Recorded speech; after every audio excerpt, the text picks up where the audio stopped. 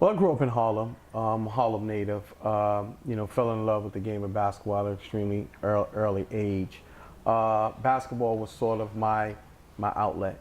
Okay. Grew up in a household full of sisters, so I turned to basketball as something to do. And then it also, basketball to this day has, afforded me the opportunity to do so many different things. But there was a time where I took the wrong turn, and basketball became like a third option to me. And ever since that, I ran the streets. I wound up getting shot 7 times. I had a long recovery. Had to learn how to eat, walk, talk, walk with a colonic bag. And I at that moment when that happened to me, basketball was something that I strayed away from. Right, so growing up, as basketball was the even kill for me to keep me on the straight and narrow. Once I got to a point where I could think it was in high school, and I realized I wasn't going to college for basketball, my mind just turned to the streets, and then wound up getting shot multiple times. And it wasn't until I think when my dad died, just before I had my son, I fell back in love with the game of basketball. So you can look at the time from me growing up in high school, about 19 when I was shot, all the way up until I was like 25, there was no basketball, right? So I had to fall in love with the game again. And that's when I started really, getting involved with basketball pretty heavy. Okay, now you said you had to fall in love with the game again.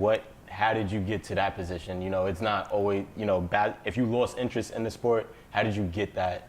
So it wasn't that I lost interest in the sport, but when you look at, most of the kids in our community, they strive to be two things: ball players and entertainers, right? Or in the entertainment world.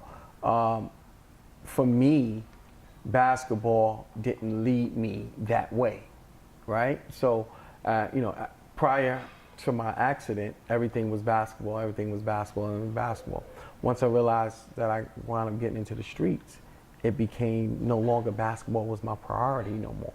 It wasn't fun for me to do anymore because it wasn't really bringing me any money. It wasn't helping me survive. It was just something that I did to just escape reality of what was going on, maybe in my household, or maybe, trying to survive or whatever. But it became something that I didn't really want to do anymore. Not because I didn't like it, but it was just like, hey, it's not bringing me anything. I'm not going to college. I'm not going to go somewhere else and play basketball. So, hey, why even play with it?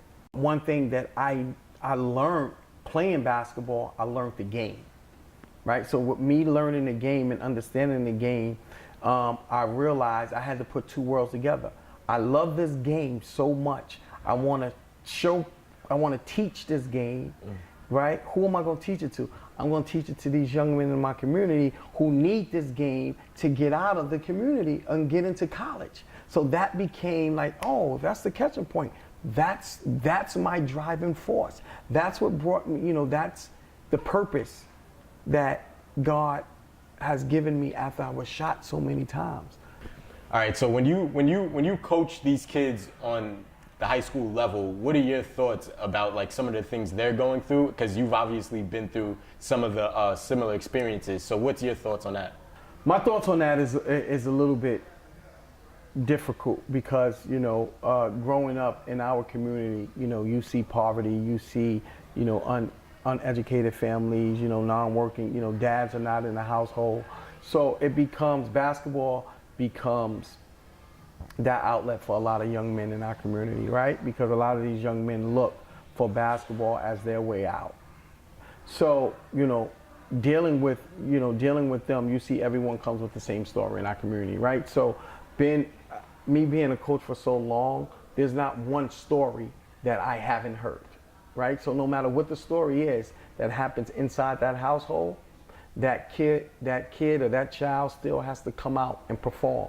So, it has always been my thing to always try to be there to help guide, educate, and, try to give them a sense of normal, right? What's normal to them. Like, so all of us have different aspects of things that's normal. So I always just try to give these kids the opportunity to live a normal life outside of their home. You know, I grew up not in a two-family household, you know, and again, you know, I'm not ashamed of my story. My dad, you know, was a drug dealer in Harlem, and my mom was a drug addict, you know, but even though those worlds were, you know, similar, they were different because I was, you know, fortunately able to go to all the best schools. I was growing up, I was always fortunate to go away to camp. So I got some of the things that the average person that lived in my complex or my, you know, in my building didn't get the opportunity to do. You know, so that was one of the things that my dad did for me. Like he gave me the opportunity to do other things and go other places and see other things. And, you know, I went away every summer, you know, and, you know, I would go out to Brooklyn and live, you know, with my, you know, my grandmother.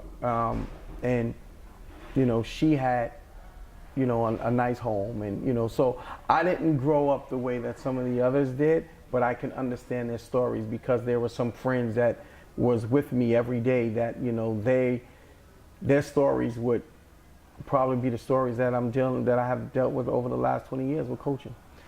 What do you think is the problem with today's youth? I understand something that you said that stood out to me was, especially in our community, a lot of kids do want to be that entertainer or basketball player. Why and what's wrong with the youth? One of the things that I think is wrong with a lot of our youth today in our community is the lack of leadership and mentorship.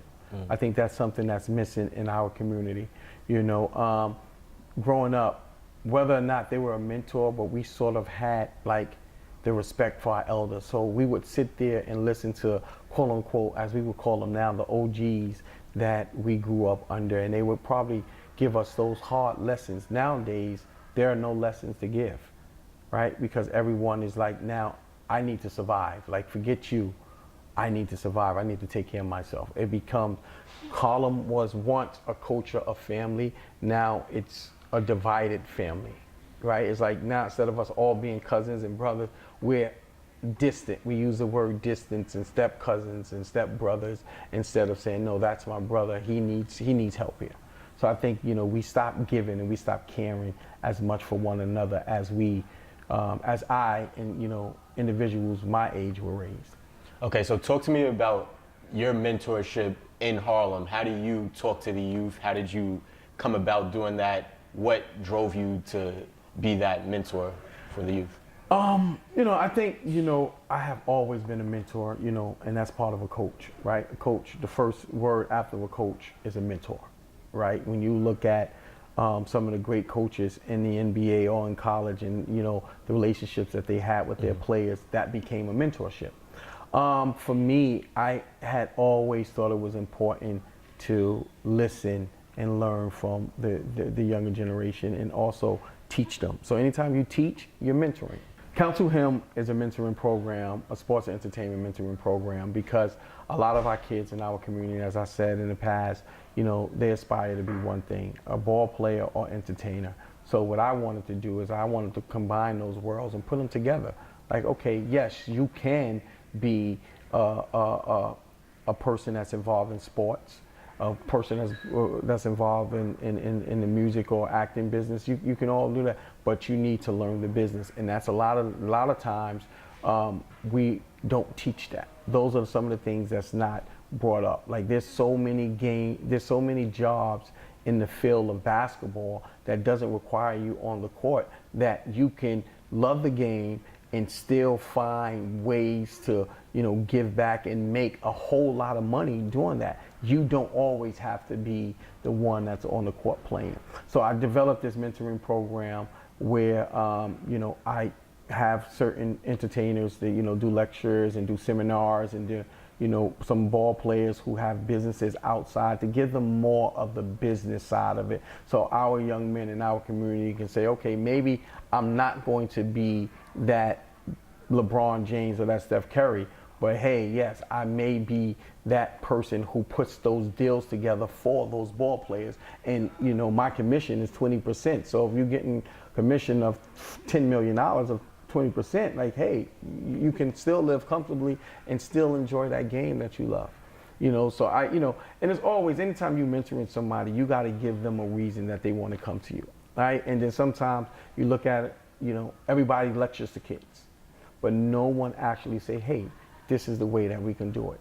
And making it seem like, oh, it's their opportunity. It's something that they can do that they love. And a lot of times, kids, like even I speak to kids that's in college, and some of the best kids that are being recruited this year, I always tell them, don't just pick a school just to go to school. Pick that school where, they have your major that you love, and that makes school more fun. Because now you're going not just for basketball, but now you're also going for, that course that you love. And I think that's important. And I think sometimes our kids are misguided. They see, okay, I'm going to college now and I'm just going to take a business course because that's the easiest course, but not necessarily. Do what's in your heart. So if you take basketball away, what else it is there that you love? I love engineering. Okay, so now if you get a school that's recruiting you, right, and none of them have an engineer program, why go there? Right? You go in there, oh, I'm just going to go play basketball. So now you don't finish. You don't really take your grades serious. You're really not enjoying the courses, because basically you're taking the courses just to stay on course so you can play. But now just imagine you going to school for engineering and you got a scholarship. Oh my God, now I love what I'm doing as an engineer. Like now when my basketball career is over, or God forbid I get an injury, I still know what it takes to become an engineer. One of the things that it takes, for me to get to the next level after my career. Just coming out of that generation of kids that want to join gangs, or basically want to do wrong, what do you think is that driving force that pushes kids into the wrong path, as opposed to staying on track, either playing basketball, or sometimes, we'll even see them have a career in basketball, but they'll get derailed because of the antics they're doing outside of school and outside of the court? I think that's one of the things that hits our black community extremely hard, is the ideal of things, right? We have an idea what it would look like if I'm this big bad guy in the game. Nobody's gonna mess with me. Or if I'm outside robbing people, I'm tough. Or if I'm selling drugs, I can get the girls, the money, the clothes, and all that. That's the idea of things, right? The idea, the reality of it is all of that is self-absorbed, right? Because once you take all of that away, you still got to look in the mirror at yourself and say, hey, this is the person that this is the person that I am today. I want to be something totally different. I think, and then also, like, there's a lot of things that goes wrong in our community, right? When you look around, how many community centers that we have that our youth can really go to and be a part of, and then we have funding for those community programs. We don't. There's not that many, right? And then the many that they have, they may not have the right staff to deal with those young kids who are coming in, who are striving to see something better. Right? So I think anytime you have community programs, you got to have the interest of the youth. The youth got to be a big part of your programming, right? And if basketball is the key, then you got to bring them in through basketball, and then you got to find another way to keep their interest there, because basketball is only going to last for 45 minutes, right? So now you got to do some other things where they have to be a part of. So there's so many things that's wrong with our community, and with our young men, joining gangs. And then the other piece, so they feel safe. Maybe our education curriculum needs to change a little bit. Because one of the things is why kids fall out of, or why kids don't complete school, right? When you look at it, they don't complete school because maybe the work that they're given is not relatable to life, right? So it's like you in algebra, right? You got to take an algebra class. I've been in business for 10, 15 years doing different. I never had to come back to an algebra problem, right? So now what that does is, even for me, like, it discouraged me because I couldn't get through algebra, right? So, but I had to take these courses and not do well, and had to get tutors and all of the stuff that may not relate to It may not relate to whatever business path I'm going down, right? So I just think I think, you know, that's one of the problems that we can probably solve is probably giving them a more, you know, when you go into high school, you get a real life course, a life skills course, you know what I mean, where kids can do survival tasks or do something that makes them interested. Like, you know, again, you have the education system and they're being taught to pass the standardized tests. They're being taught to pass the SATs. They're being taught to pass the ACTs. Like, these are all standardized tests that our kids in our community are fighting with, and a lot of times that makes them not want to go to school.